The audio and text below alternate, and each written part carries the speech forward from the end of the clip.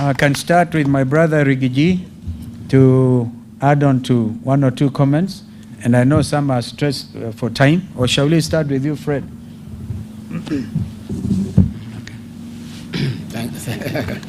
Thank you. I have very little to say. I just want to say that a few months ago, I said SHA will collapse in 6 months. For the last 4 days, it has collapsed. The systems are down. That is a sign of collapse. When Rigiji tells you that your wife is expectant, please buy some diapers. I want to ask our members of parliament in the National Assembly, those who believe that they serve the people who elected them, to be in the forefront in rejecting on the floor the 2026 finance bill. And the other side, the flower girls, or William Ruto, the flower girls, who are the majority, will want to vote by acclamation. Please be present to force a division so that Kenyans can know who voted with them and who voted against them, so that they can keep a record, so that next year, in another 14 months, they can pay them back in kind.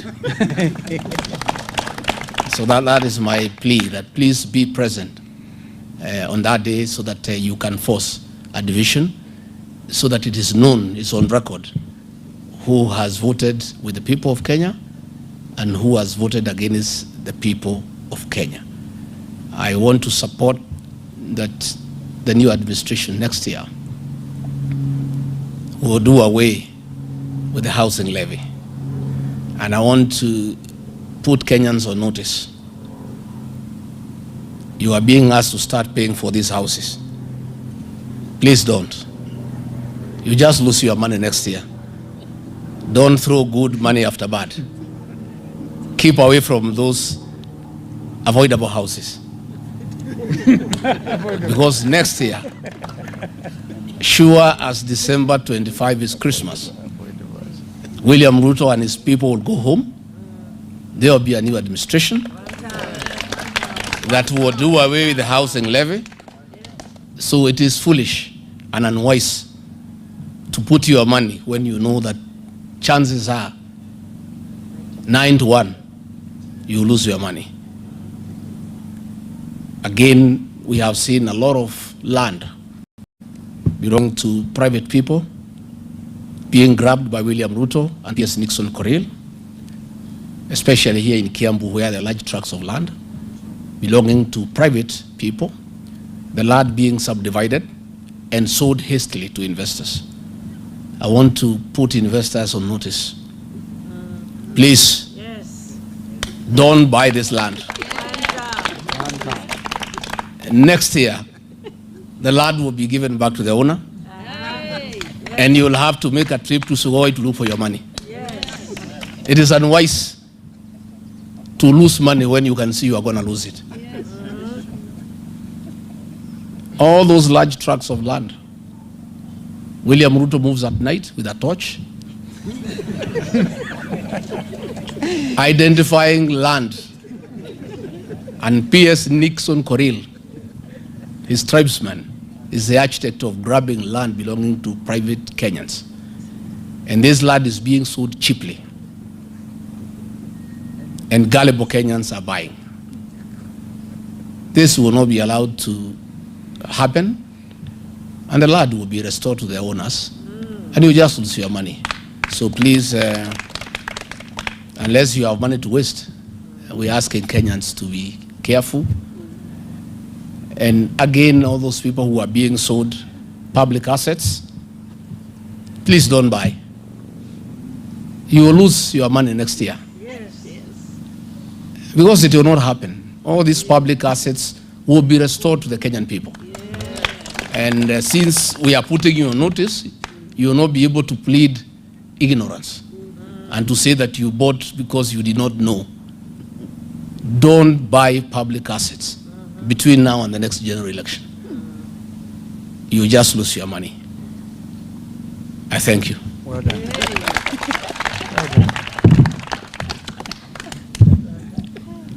Ladies and gentlemen, 4 points to be made in addition to what my colleagues have said. When we, in public discourse and public meetings, say that we are not just talking, the things we say can actually happen, we've demonstrated this year that they can actually happen. So my first point is, to the people of Kenya, we are talking about hope. Don't lose hope, because we will restore our country to where it ought to be. We will provide real free education. The fear I have, I've not looked at the most current data, is that our dropout rate in schools could very easily have gone back to the pre-Kibaki days because of the number of children who cannot access education. The figures we have quoted here and the savings we are making in the education sector are intended to remove all the barriers to access to education. Because for a country of our size that has got the aspirations that we have, we cannot afford to have barriers to access to education, whether they're in levies, in fees, and all that kind of thing. So all those policy proposals that worked effectively during the Jubilee administration will be restored. They will work. Eduafia will work, as we have demonstrated to you, so that parents don't have to be called and hassled when their children are sick in school. We will remove some of these irrelevant and unnecessary levies and restore capitation to schools so that school heads are able to manage schools without stress and without undue pressure. What I would like to say, I said over the weekend, and I reiterate it again, that on this one issue of education, it's necessary, and we are asking the president and his government. You know, time lost, a year is too long in the education sector. We can have an all-parties conversation, and we have demonstrated what can be done to save the crisis in the education sector right now. They could start with this year's budget, this year's finance bill, and save the situation in the education sector. I have noted that the only change the president has been able to do is to appoint Mr. John Ololtua as the new PS as the Minister of Education. John is a good guy. He was my regional director of education when I was minister, but that is not enough. They need to have a different mindset in the way in which they are looking at the education sector so that we can save our children and our parents, and most importantly, our teachers from pain. Point number 2, discipline is destiny. There is no way we are going to manage ourselves as a country outside of effective discipline. The level of wastage in government is unbearable. You have noticed clearly from the proposals we have made that we can live within our means, we can reduce some of the allocations and some of the luxuries we're engaged in. For a government our size, for a country with our aspirations, faced with the challenges that we face, some of the things we do are actually very unrealistic and almost totally irresponsible. Point number 3, we are a democracy, and democracy is government by deliberation. Our colleague, the Minister for Finance now, or the Cabinet Secretary for the National Treasury, has been criticizing us and saying we are making proposals to the Finance Bill 2026 recklessly. And my answer to him is this: you put it forward so that we deliberate it, we give you our views. And that's why we are asking members of parliament that if some of these amendments are not done, then the bill should be rejected in total. There are details that we have not gone into here. For example, if you increase tax on income from rent from 7.5% to 10%, all that is going to be passed on to tenants. The same ones who are paying SHA, the same ones who are paying housing levy, the same ones who are paying all these taxes. How will life be afforded? So we are not basically saying things because we are bored. We are saying things because we can see and we live here. And we are saying them in patriotism. And our colleagues, our fellow citizens who are in government, need to also, with the same attitude, the same positive view, take our proposals very seriously and take them in their stride and see what can be done. And I don't think, although Honorable Kalonzo Musyoka and Rigathi Gachagua did not say this, I don't think that the United Alternative Government is opposed to a conversation. Our members of parliament who are in parliament, I'm sure will be very happy to have a conversation on how these measures can be changed and these proposals can be changed in Finance Bill 2026 so that we can have a palliative situation. He asked how I was in cabinet for 10 years and we passed finance bills. We debated all the time. We negotiated all the time. In fact, in most cases, we gave away a lot. Sometimes it's a give and take, and government should be prepared to go to parliament and sometimes listen to the members of parliament, accept to lose here and lose there, reorganize here and reorganize there and readjust so that we can go forward in a manner that is essentially bearable for all of us. Finally, I don't think we are going anywhere if we adopt this attitude, like I have seen in some of our government officials, of behaving like we don't have a right or a role to point out these things.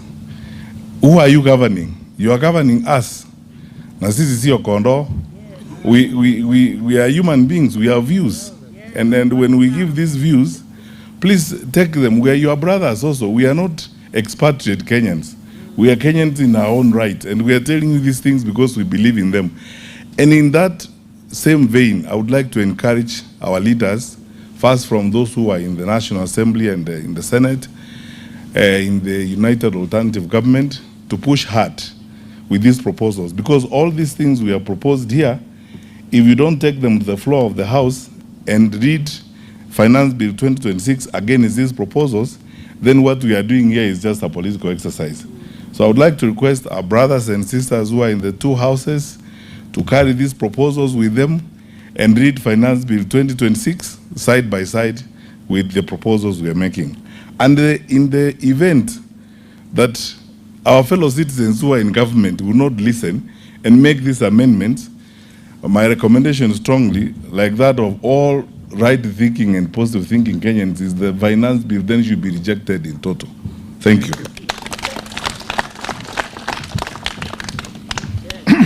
Thank you. Let me begin by acknowledging that we are always making history. Tomorrow, the 11th of June 2026, at 3 p.m., the CS for the National Treasury and National Planning, John Bundy, will be reading the budget estimates for the coming financial year. It will be the first time in the history of independent Kenya that a budget, national budget, is being presented in the absence of a sitting president. He is a president who has urged every Kenyan to tighten their belts, that we are in hard times. But he's the same person, same president, who is galvanizing all over the world in some executive jets at the expense of taxpayers, who is willing to tax up to their blood. And therefore, because he knows what is proposing in the finance bill is so painful, he has chosen that it better be read in his absence. And therefore, for my good friends who are in Parliament, we ask you, as has been urged, to carefully look at every clause in the Finance Bill 2026 and make sure that you stay on the right side of history. Propose whatever amendments you may. Insist on a vote on each. And as has been said already, we'll keep a record. Never mind that the choir may be too loud, but just have a record. As you know, the house is a house of record. Yeah. You will be recorded as having been the right side of history.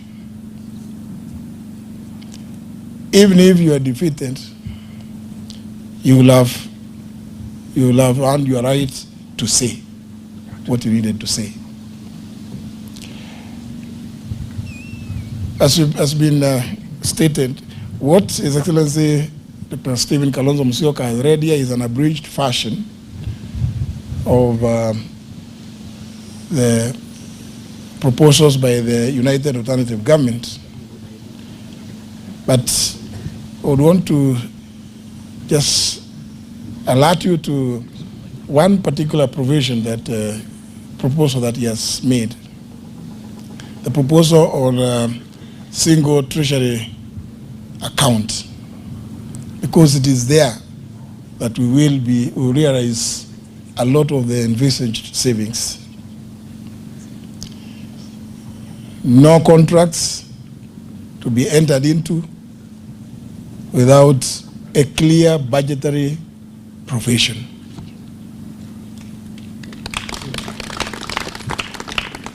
That will eliminate the possibility of having pending bills, because you will not enter into a contract when there is no budget. And if you do so, as has been contained in his speech, a very revolutionary proposal is that if you are the accounting officer, you will be held accountable, because the Auditor General will point out that. And our proposal is, as soon as the report is tabled on the floor of the respective houses, you step aside until such time as the House will have cleared you. We are talking about an accountable government. And therefore, as I indicated to some of you who are here, I will be suggesting an amendment to Section 68 of the PFM Act to also include county governors to be included as accounting officers, because they have been evading accountability on the basis that they are not the accounting officers. And therefore, any adverse findings by the Auditor General, the report is tabled before the Senate, please just pack your things and wait. Go home and wait until such time as you will have been cleared by the Senate if you are a county governor. We mean business as the United Alternative Government. This and many other proposals, which you'll see when you read the full documents, are meant to restore dignity and accountability and return the country to the rule of law and constitutionalism. Indeed, as I finish, His Excellency spent a lot of time on the area of education. I would just ask you to just go and read. He made the reference to Article 53 of the Constitution, but Article 53 has been actualized on the 14th of January 2013 by the enactment of the Basic Education Act. And in that act, if you just look at Section 39, paragraph E, it is the duty of the Cabinet Secretary for Education to provide all manner of infrastructure. And therefore, what has been contained in this budget speech is anchored in law and is realistic, it is achievable. Just want to urge you, my good friends in the two houses, please reach out to more of your colleagues. Unless these amendments are accepted, reject the Finance Bill 2026. I thank you. Well, we thank you. We've consulted here. This document will be made available tomorrow, so we will not receive questions. In fact, the Honorable Magara will be one of the discussants tomorrow in the media space, or others who are well schooled in this area. So I hope you can understand, because it's an important thing we have made before you. Very important statement. Please avoid any attempt to do securitization of the housing levy. We know they are trying to do that. So that even when we come and take over, our hands will be tied. Fight with your teeth and your nails, if you have to, for this country. We thank you. Thank you.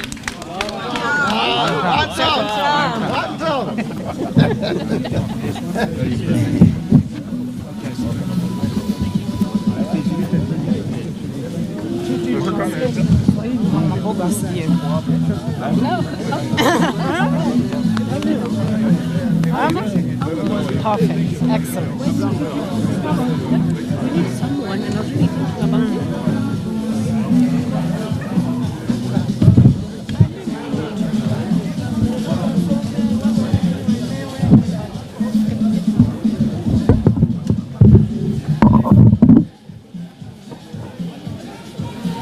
Yani mic yangu naeka kando tu na kukaa tu. Watu wataisoma waelewe.